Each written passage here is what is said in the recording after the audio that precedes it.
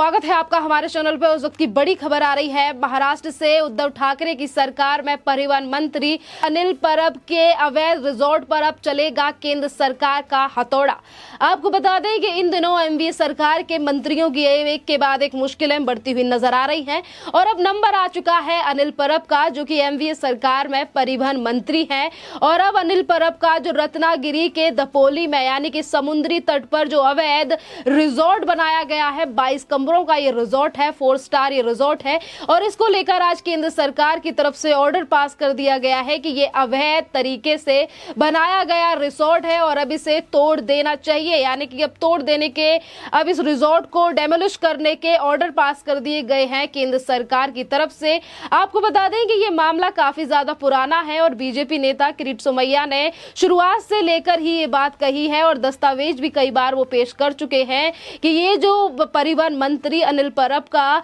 ये जो रिजॉर्ट है, जो 4 स्टार रिजॉर्ट है, जो कि अवैध तरीके से बनाया गया है, नकली और जाली दस्तावेज देकर ये रिजॉर्ट बनवाया गया है। और आज अगर केंद्र सरकार की जो एजेंसियां हैं उन्होंने इन पूरे चीजों का निरीक्षण करने के बाद ये फैसला लिया है कि अब उद्धव ठाकरे की सरकार में मंत्री अनिल परब का ये जो अब रिजॉर्ट है इसे तोड़ा जाएगा। और इस बात की जानकारी बीजेपी नेता किरीट सोमैया ने ट्वीट कर दी है। उन्होंने दस्तावेज भी कुछ डाले हैं, कुछ पेपर्स भी डाले हैं, जो ऑर्डर दिया गया है केंद्र सरकार की तरफ से वो भी इसमें शामिल है। और आपको बता दें इसके साथ ही परिवहन अधिनियम की धारा 15 और 19 के तहत मुकदमा चलेगा अब अनिल परब के ऊपर। यानी कि जहां एक तरफ रिजॉर्ट को पूरी तरीके से खत्म कर दिया जा रहा है, तोड़ा जा रहा है, तो वहीं दूसरी तरफ अनिल परब की मुश्किलें अब बढ़ती हुई नजर आ रही हैं कि किस तरीके से झूठ के तले और किस तरीके से झूठे दस्तावेज बनाए गए इस रिजॉर्ट को बनाने के लिए। जहां एक तरफ ये पूरी तरीके से डेमोलिश करने के लिए केंद्र सरकार की तरफ से फैसला दे दिया गया है, ऑर्डर पास कर दिया गया है, तो वहीं दूसरी तरफ वो सवाल तमाम जनता की तरफ से उठाए जा रहे हैं जो अभी तक किरीट सोमैया की तरफ से उठाए गए थे कि अगर ये जो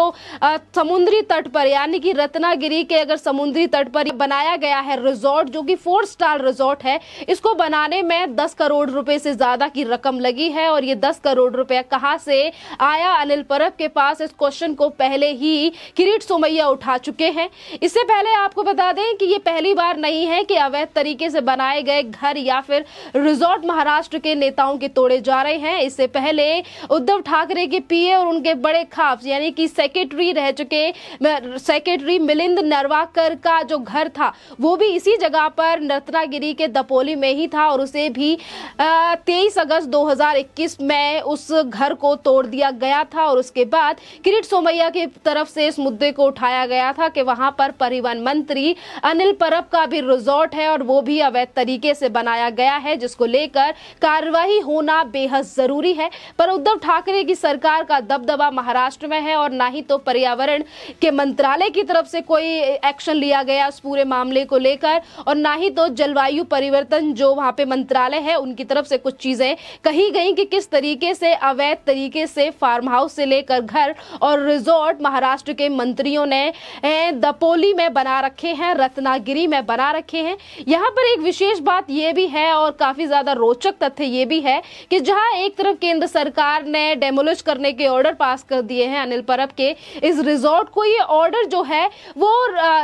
राज्य के पर्यावरण मंत्रालय को दिया गया है। यानी कि अब जिम्मेदारी बनती है महाराष्ट्र के पर्यावरण मंत्रालय की कि अनिल परब का जो रिजॉर्ट है उसे तोड़ा जाए और जो जमीन थी उसे पहले की तरह कर दिया जाए। और जिस तरीके से अधिनियम और प्रकृति को नुकसान पहुंचाया गया है अनिल परब की तरफ से और इसकी भरपाई भी अब करनी पड़ेगी अनिल परब को। यानी कि अब एक एक करके मुश्किलें बढ़ती हुई नजर आ रही हैं अनिल परब की और काफी ज्यादा करीबी भी है अनिल परब उद्धव ठाकरे की। ऐसा नहीं है कि केंद्र सरकार ने अचानक से ही ये फैसला ले दिया है या फिर बिना निरीक्षण के ये सारे काम हो रहे हैं। आपको बता दें 23 अगस्त 2021 को जब पीए उद्धव ठाकरे के पीए और मिलिंद निर्वाकर का घर को तोड़ा गया, यानी कि वो जो वहां पर अवैध तरीके से घर बना हुआ था, जब उसके ऊपर कार्यवाही हुई उसके बाद किरीट सोमैया इस पूरे मामले को लेकर महाराष्ट्र की मेट्रोपॉलिटन कोर्ट में भी पहुंचे और कोर्ट को भी दस्तावेज पेश किए गए किरीट सोमैया की तरफ से। और उसके बाद साथ 25 दिसंबर 2021 को पर्यावरण मंत्रालय की तरफ से भी यानी कि जलवायु परिवर्तन मंत्रालय की तरफ से भी 25 दिसंबर 2021 को कारण बताओ नोटिस भेजा गया था अनिल परब को इस पूरी प्रॉपर्टी को लेकर और अभी ये जो अवैध कंस्ट्रक्शन है इसको लेकर, पर कोई जवाब ना मिला और अब जाकर केंद्र सरकार ने इस पूरे मामले में हस्तक्षेप किया है और जब एजेंसियों ने वहां पर जाके पूरी चीजों का मुआयना किया है और उसके बाद अब जाकर सच्चाई निकलकर सामने आ रही है कि किस तरीके से महाविकास अघाड़ी सरकार महाराष्ट्र में मनमानी कर रही है, चाहे प्रकृति हो या तमाम और चीजें, किस तरीके से नुकसान महाविकास अघाड़ी सरकार के नेताओं की तरफ से किया जा रहा है। जहां अनिल परब झूठे दस्तावेज बना रहे हैं, अपने रिजॉर्ट को बना रहे हैं, 22 कमरों का रिजॉर्ट 4 स्टार रिजॉर्ट बना रखा है, जहां पीए अपना घर बना रहे हैं वो भी अवैध तरीके से। एक तरफ प्रकृति को किस तरीके से नुकसान एमवीए के नेता पहुंचा रहे हैं और वहीं दूसरी तरफ अगर हम मेट्रो कार्ड शेड की बात करें तो वहीं उद्धव ठाकरे के बेटे आदित्य ठाकरे कैसे पर्यावरण को लेकर झंडे खड़े लेकर दिखाई देते हैं और ये कहते हैं कि हम पेड़ों को नहीं काटने देंगे, हम मेट्रो का काम है वो यहां से नहीं होने देंगे क्योंकि पेड़ों से प्रकृति को काफी ज्यादा नुकसान होगा। और वहीं पर अगर महाराष्ट्र में डेवलपमेंट की बात की जाए कि किस तरीके से मेट्रो का काम रोक के एमवीए सरकार ने रोक के रखा है, आदित्य ठाकरे ने रोक रखा है सिर्फ पेड़ों की वजह से, आरे की वजह से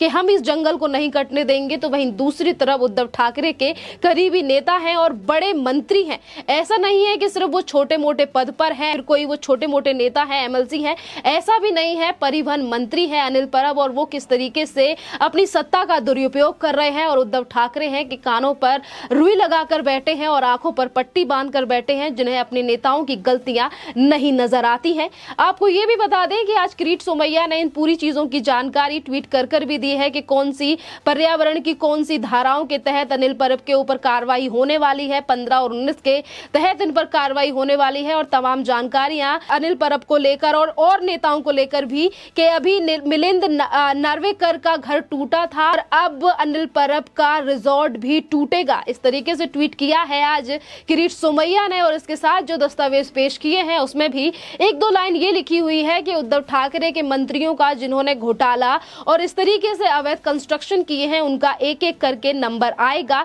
जहां एक तरफ महाराष्ट्र की जनता इस फैसले का स्वागत कर रही है और ये कह रही है कि केंद्र सरकार की तरफ से जो आज ऑर्डर पास किया गया है अनिल परब की इस अवैध कंस्ट्रक्शन को लेकर, रिजॉर्ट को लेकर, ये काफी ज्यादा अच्छा है, इसी तरीके से एक्शन लिए जाने चाहिए। वहीं किरीट सोमैया ने भी केंद्र सरकार का इस पूरे मामले को लेकर धन्यवाद कहा है क्योंकि आपको बता दें कि महाराष्ट्र में महाविकास अघाड़ी सरकार के नेताओं के घोटाले हो या अवैध कंस्ट्रक्शन हो या लेन देन का मामला हो, हमेशा से ही किरीट सोमैया जो कि बीजेपी के एक बड़े नेता हैं और वो हमेशा से ही इस तरीके से पर्दाफाश करते हैं महाविकास अघाड़ी सरकार के नेताओं का। अब देखना अहम ये रहेगा कि हमेशा ईडी के ऊपर सवाल उठाने वाले संजय राउत और उद्धव ठाकरे का क्या रिस्पॉन्स इस पर आता है, क्योंकि ईडी जब भी कार्यवाही महाविकास अघाड़ी सरकार के नेताओं के ऊपर करती है, शिवसेना के सांसद संजय राउत का हमेशा यही कहना होता है कि ईडी और बाकी की एजेंसियां बीजेपी के कहने पर काम कर रही हैं। पर आज अगर अवैध कंस्ट्रक्शन को लेकर सवाल उठाया गया है,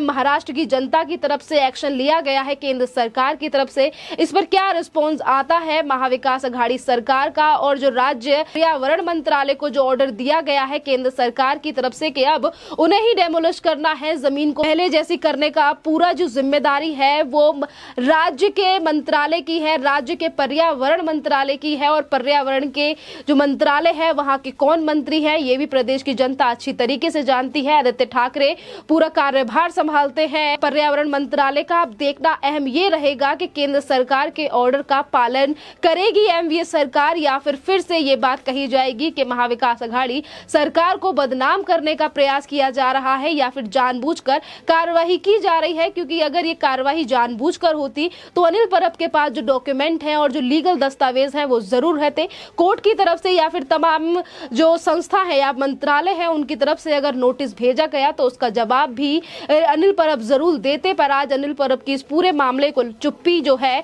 वो इसको लेकर सवाल इसीलिए उठ रहे हैं क्योंकि आज अनिल परब के पास कुछ भी कहने के लिए नहीं है, क्योंकि अनिल परब भी जानते हैं कि उन्होंने जो कंस्ट्रक्शन किया है, जो रिजॉर्ट बनाया है 4 स्टार, ये अवैध तरीके से बनाया गया है और कुछ लोगों की मिली भगत के कारण ही उन्होंने झूठे दस्तावेज बनाए और वहां पर प्रकृति को इन्होंने नुकसान पहुंचाया है। खैर, इस टॉपिक पर आपका क्या कहना है आप हमें कमेंट करके जरूर बताइए। धन्यवाद।